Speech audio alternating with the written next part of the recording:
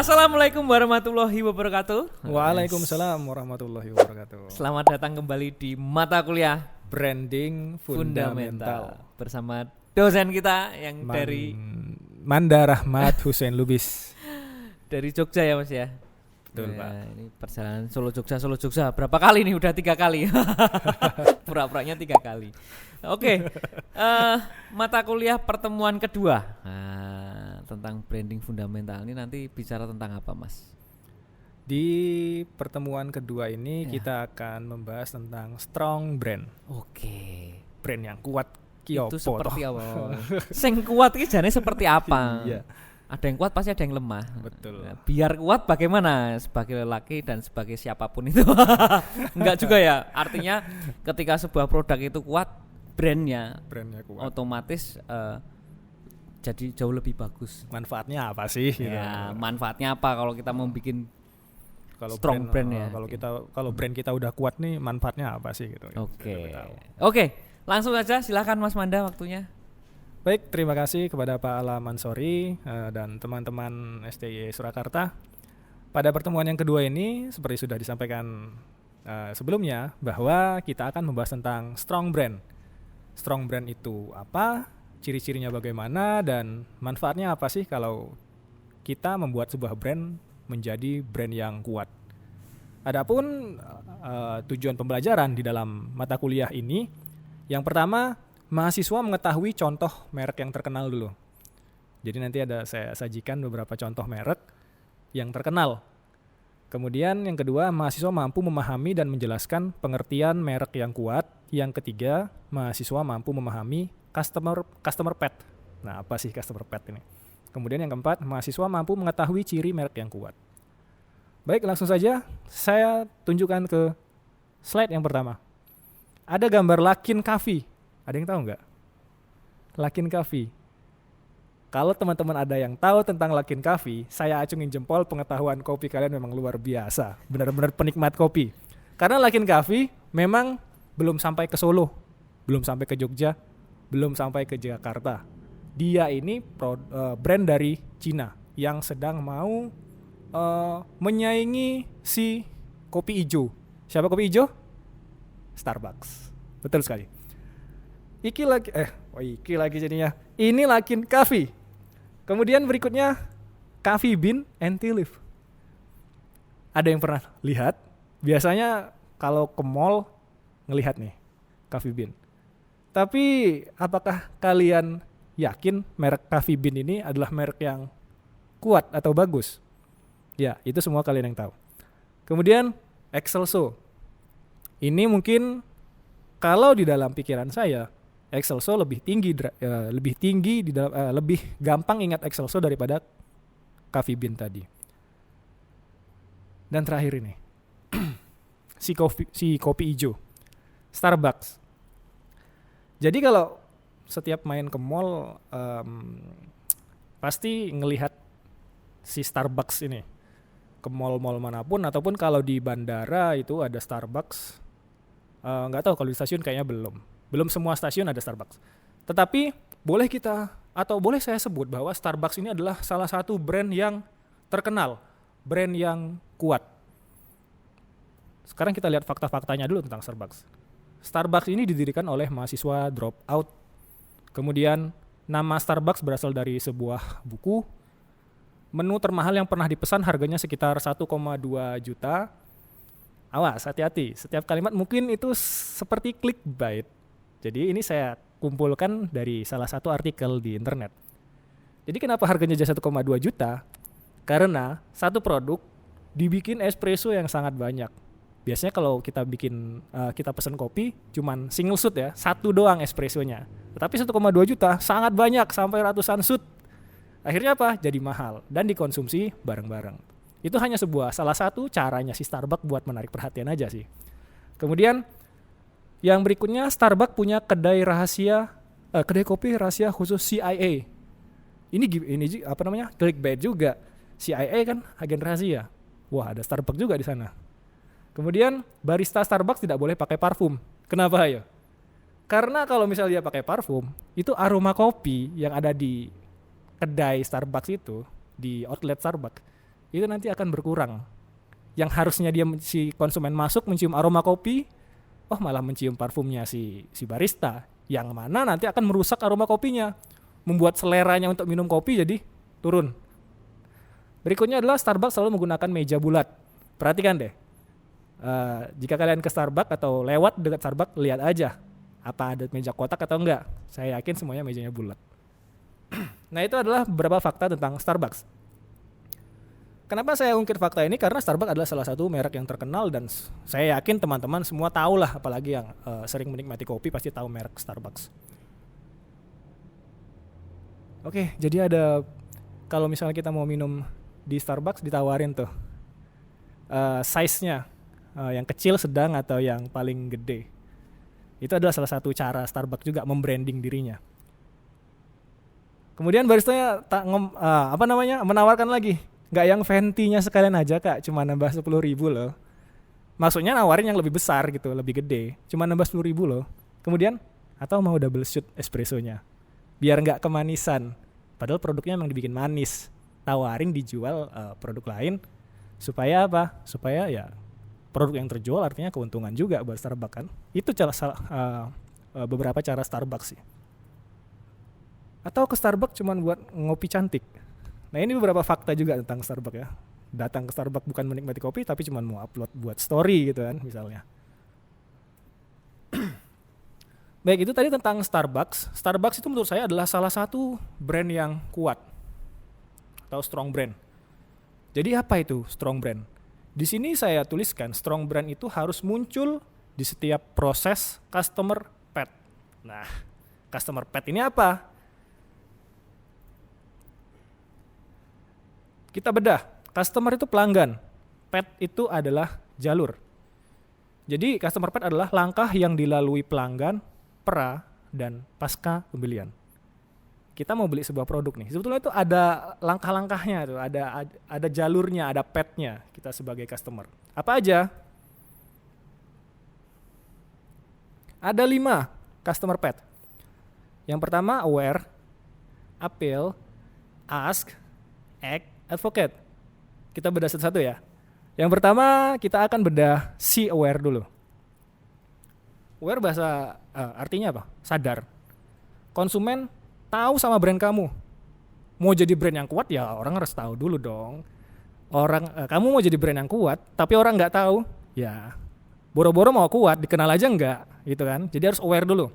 Taunya dari mana? Pengalaman menggunakan, satu. Yang kedua, promosi. Yang ketiga, pengalaman sekitar. Yang satu itu contohnya kita udah pernah pakai nih mereknya sebelumnya. Jadi ingat, beli lagi. Kemudian yang kedua, promosi. Lihat di YouTube ada promosi, lihat di jalan ada promosi, lihat di TV ada promosi. Itu salah satu cara kita tahu adanya sebuah brand. Kemudian yang ketiga, pengalaman sekitar. Teman kita pakai misalnya smartphone nih. Kita biasa pakai smartphone merek tertentu. Tahu-tahu teman kita datang, "Wih, kok smartphone-nya beda ya?" Ternyata ada merek yang kita belum tahu. Itu salah satu contoh dari bagaimana aware itu tersalurkan. Nah, itu aware. Kemudian yang kedua adalah appeal. Konsumen tertarik sama kamu. Sadar, kemudian suka nih. Tertarik karena apa? Jangka pendeknya, kesan pertama lihat. Jangka panjangnya, pengalaman menggunakan. Jadi, kita bisa ngelihat sebuah produk yang baru nih misalnya. Kita pertama kali lihat, wah bagus banget tuh HP-nya. Itu namanya kesan pertama.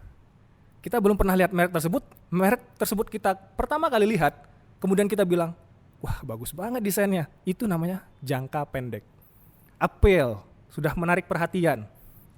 Tapi seiring berjalannya waktu, semakin lihat dong HP-nya. Udah diliatin, ternyata dioperasikan, kayaknya nggak bagus-bagus amat deh. Masih bagusan punya saya. Artinya dia tidak melampaui appeal jangka panjang. Cuman batas jangka pendek aja. Hanya pada kesan pertama. Tapi kalau appeal yang jangka panjang, artinya dia pernah menggunakan. HP yang dia gunakan itu adalah dia sudah tertarik sama HP tersebut. Appeal namanya. Berikutnya adalah ask. Tanya. Konsumen mencari informasi lebih dalam. Jadi zaman sekarang ini nanyanya nggak hanya kita datang ke outletnya ya.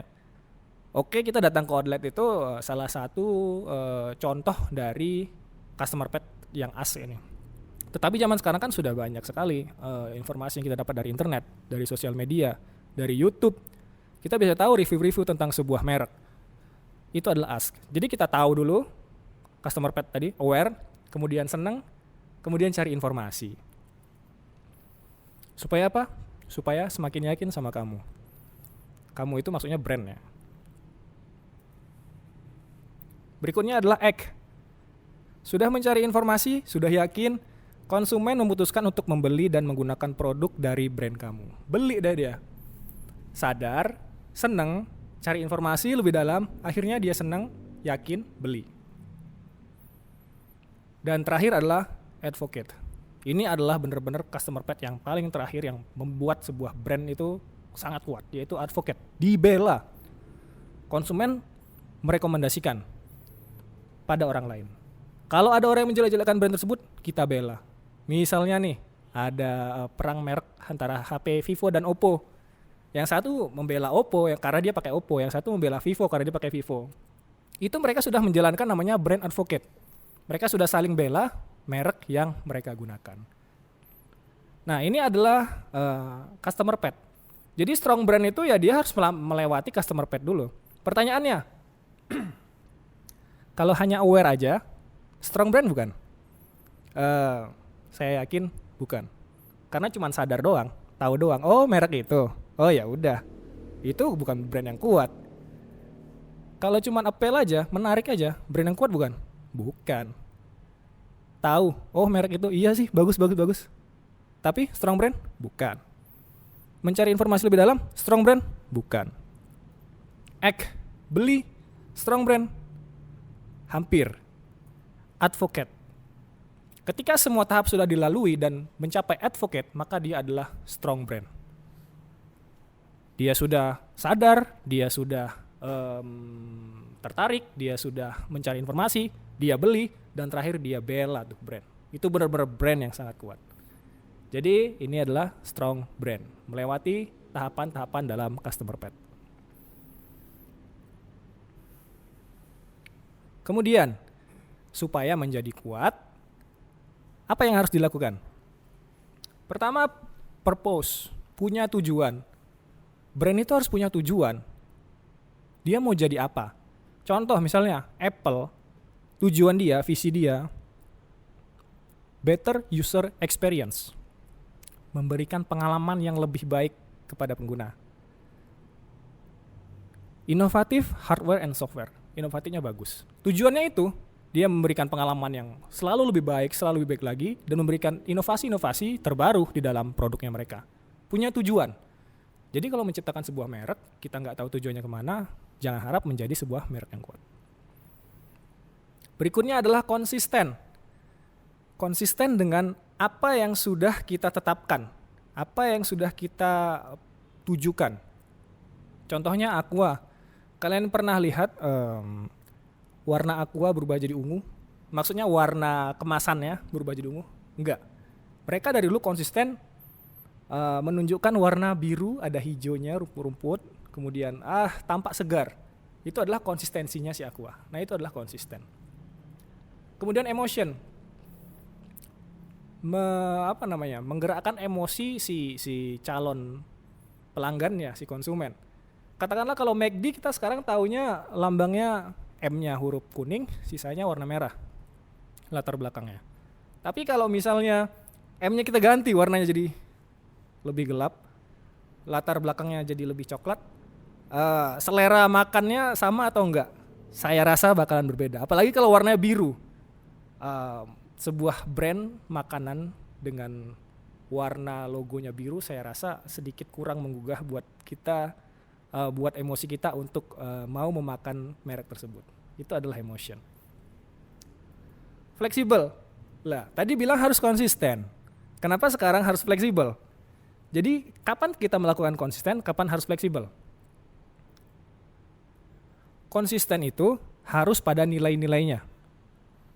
Image-nya, budayanya dalam perusahaan, warnanya, itu harus konsisten. Tapi kalau fleksibel, dalam merencanakan proses pemasarannya, keberagaman produknya, budaya karyawannya, itu harus fleksibel. Kita lihat contoh Indomie.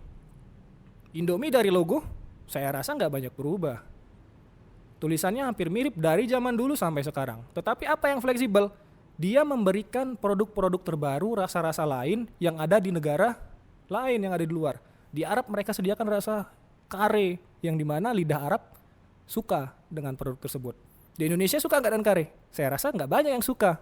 Saya kalau di Indonesia mungkin lebih suka Indomie yang original.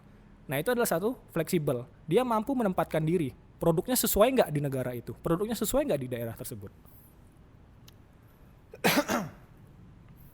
Berikutnya adalah internal engagement. Mau menjual sebuah merek atau produk, tapi orang-orang yang ada di dalamnya ini nggak ngerti sama merek tersebut. Itu menurut kalian gimana? Menurut saya nggak banget. Kenapa? Misalnya nih, sebuah merek, katakanlah perbankan ya, kita bicara tentang jasa layanan. Tagline-nya memberikan dengan tulus, tetapi karyawannya mukanya agak kurang enak kalau melayani nasabah. Itu artinya apa? Mereka nggak engage, nggak ada hubungan dengan brandnya. Tapi kalau mereka engage berarti mereka harus sesuai dengan nilai-nilai yang ada di merek tersebut. Melayani dengan tulus, ya tulus beneran, senyumnya ya senyum yang tulus gitu. Nah itu internal engagement. Kemudian loyalty. Agar menjadi merek yang kuat, maka merek tersebut harus membuat customer menjadi loyal. Contohnya Indomie. Sekarang orang Indonesia mana yang nggak tahu sama Indomie? Oke, kemudian berikutnya manfaat. Ini terakhir nih. Manfaat merek yang kuat, yang pertama, harga bisa jadi lebih tinggi untuk produk dan layanan kamu.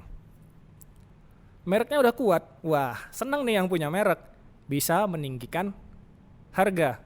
Kenapa? Karena orang sudah yakin sama itu merek, yakin sama kualitasnya, yakin sama image-nya. Berikutnya, orang mengaitkan kualitas yang lebih tinggi dengan produk bermerek. Produk, kalian lihat deh nih gambar. Ada satu merek Honda, yang atasnya kalian tahu nggak itu merek apa? Padahal sama-sama mobil, ini namanya mobil SUV, mobil gede dengan penumpang 5-7 orang, mobil sport gede. Sama, tapi orang akan lebih milih yang punya, menurut mereka mereknya itu mereka kenal. Menurut mereka mereknya kuat. Akhirnya apa? Mereka pilih yang bawah daripada yang atas. Padahal yang atas itu fiturnya sama aja, bahkan harganya lebih murah. Nah itu adalah manfaatnya kalau misalnya kita punya merek yang kuat. Yang ketiga, orang akan membayar lebih. Bahkan jika kedua produk identik. Pepsi, Coca-Cola. Kita lihat produknya identik tuh. Sama-sama minuman berkarbonasi. Tambah lagi nih kalau misalnya ada Big Cola. Kalian pilih yang mana? Kalian pasti kalau suka sama Coca-Cola rela pasti membayar lebih buat beli Coca-Cola. Meskipun mereka sama itu isinya. Kemudian yang keempat, biaya pemasaran bisa jadi lebih rendah. Karena apa? Karena orang-orang sudah pada tahu sama merek tersebut. Suzuki Jimny, saya contohkan. Orang-orang yang paham dengan mobil, orang-orang yang tahu mobil, pasar kebanyakan sudah tahu dengan mobil klasik ini. Tapi mereka meluncurkan produk yang terbaru. Produk mobil Suzuki Jimny. Mereka nggak perlu melakukan pemasaran yang jor-joran lagi kayak merek-merek yang belum terkenal. Orang udah baru dibikin berita aja, Jimny akan luncur dengan tampilan terbaru. Wah, orang udah pada minat tuh pengen beli. Nah itu contoh manfaat dari merek yang kuat. Yang terakhir, lebih mudah meluncurkan produk baru kayak Apple. Tiap produk baru muncul pasti ngantri orang mau dapatkan produk yang pertama. Itu adalah manfaat merek yang kuat. Kemudian itu tadi buat produk ya, buat konsumen ya, buat perusahaan. Kemudian selain aspek pemasarannya, ada manfaat merek yang kuat. Pertama, si brand, perusahaan itu gampang nyari karyawan buat masuk ke dalam perusahaan mereka, buat kerja di situ. Sekarang barista deh. Orang kalau mau jadi barista, pengen gak sih kerja di Starbucks? Pengen.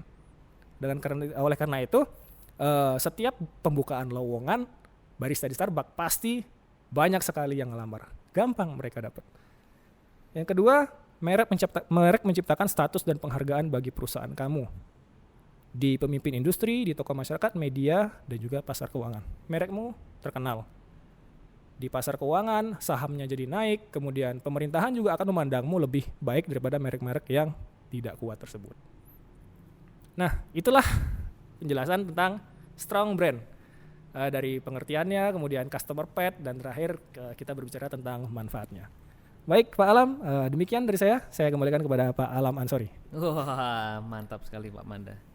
Ya, jadi intinya tadi ya, bahwa kalau kita akan membuat sebuah nge-branding ya, membranding sebuah produk, tentunya kita harus tahu tadi ya customer path-nya bagaimana dulu ya, nih. Betul sekali. Kalau nggak tahu itu ya apa yang akan diklaim, cuman aware toh aja ya, terus kamu bilang itu brandnya kuat ya, belum bisa. Akhirnya kita harus sampai orang itu membela produk kita. Ya.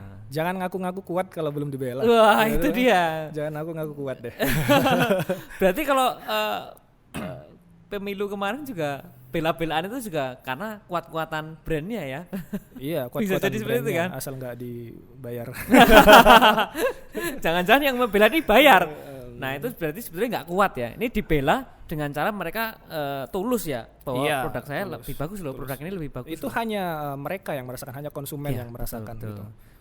Betul. Jadi buat kita yang nanti akan pengen membranding sebuah produk ya, kita harus tahu nih brand level kuat itu apa? Brand kuat itu seperti apa? Nggak cuma aware aja, nggak cuma tertarik aja, tapi sampai dibela. Gitu. Terus kemudian tadi juga ada tentang merek harus memiliki tujuan. Iya, betul sekali. Ini juga berat loh ini kalau kita akan membuat sebuah merek, tujuannya apa? Kadang-kadang kita bingung Pak Manda.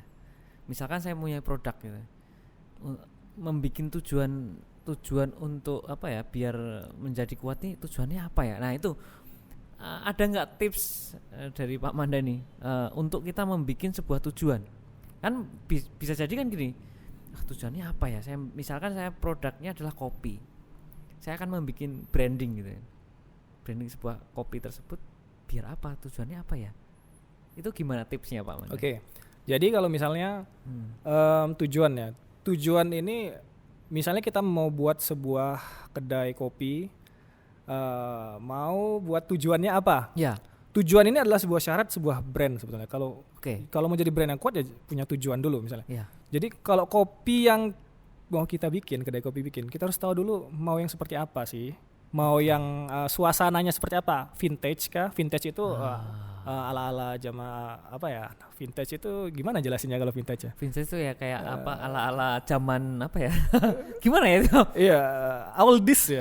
Ya oldies lah, zaman-zaman dulu lah ya. Atau mau bikin kedai kopi yang tujuannya supaya suasananya ala kejawa-jawaan gitu, lingkungannya Jawa, itu kan sebuah tujuan. Atau mau bikin tujuan kedai kopi yang kekinian. Nah, tempatnya bisa dipakai buat working space, ada apa namanya, tempat untuk foto-fotonya supaya upload story di Instagram gitu kan. Jadi tentukan tujuannya dulu ya. Tujuan dulu. Mau bikin tujuannya yang apa? Seperti apa? Itu kadang-kadang gini Pak Manda, kadang-kadang kita misalkan nih menggebu-gebu untuk membuat sebuah brand, terus akhirnya kita lupa, nggak memiliki tujuan, ikut-ikutan. Nah, itu jangan ya berarti ya. Tujuan itu sebetulnya kalau kalian sudah mau menentukan tujuan, artinya kalian itu berada di jalur tujuan tersebut. Jangan sampai kalian nggak ngerti nih tentang vintage, tetapi kalian mau tujuannya vintage. Kenapa? Supaya orang-orang karena boomingnya lagi vintage gitu. Padahal saya nggak vintage banget orangnya, saya orangnya modern banget, saya orangnya kekinian banget. Ya itu salah satu penentuan tujuan yang kurang tepat menurut saya. Ya berarti tentukan tujuan, dan tujuan itu harus tepat dulu ya, jangan sampai ikut-ikutan aja. Kemudian akhirnya ya nggak bisa menciptakan brand yang kuat. Kita sendiri nggak tahu tujuannya. Tapi emang sulit Pak Manda untuk kita membuat sebuah tujuan ini, perlu apa ya? Perlu mendapatkan. Karena memang menjadi brand yang kuat itu memang sulit, sangat sulit. Nah ini baru fondasinya, brand fundamental. Berarti ini baru fondasinya. Kalau memang sulit, tapi kalau kita nggak tahu fondasinya ya percuma aja. Gitu ya. Oke, sekian dulu Pak Manda, kita akan. Oh ya, jangan lupa yang silahkan bertanya di pertemuan pertama, pertemuan kedua, silahkan kirim pertanyaan untuk nanti akan dijawab langsung oleh Pak Manda. Oke, nanti kita Tanya diskusikan jawab. di sini. Oke, sebanyak-banyaknya ya. Silakan. Yang bagus karena pasti saya yakin banyak pertanyaan Iya, pasti. branding ini soalnya sangat menarik. Iya. Menarik sekali kalau kita sudah berhasil. Wah, ya udah. Tadi harga naik pun tetap dibela. Iya, betul sekali. Produk launching baru tetap ngantri. Wah, kayaknya ini harus dimiliki semua perusahaan. Tujuannya mereka memang seperti itu. Oke, gitu Pak Manda, terima kasih. Oke, sama-sama. Assalamualaikum warahmatullahi wabarakatuh. Waalaikumsalam warahmatullahi wabarakatuh.